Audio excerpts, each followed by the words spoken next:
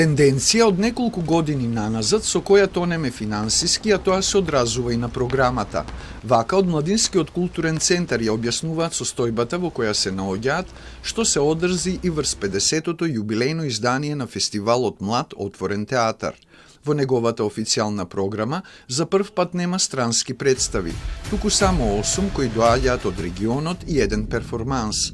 Преку нив ќе ги видиме креациите на македонските режисери и нивните авторски тимови вклучени во проектите.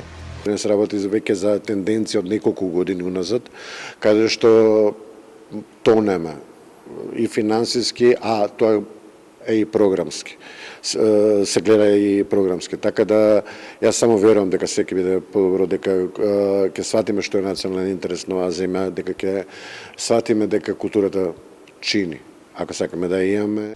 За лошата финансиска состојба на МКЦ влијаат повеќе фактори.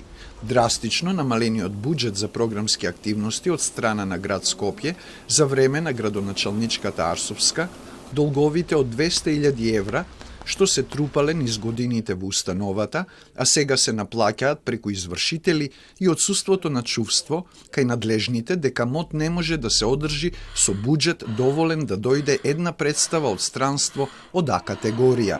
За ова издание буџетот на фестивалот е 75.000 евра, 55.000 евра се од Министерството за култура и туризам, а 20.000 евра обезбеди град Скопје со ребаланс на буџетот. Ние работиме во моментов со буџет како пред, не знам, 10 години. Цените од пред 10 години на основните работи во животот и денеска се многу различни. Да не зборам за последните 2 години што се случи во однос на цените.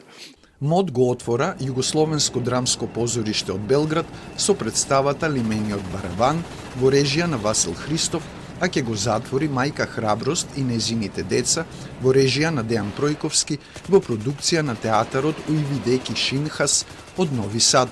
Изведбите се во МНТ, МКЦ и во културно-социјалниот простор Јадро.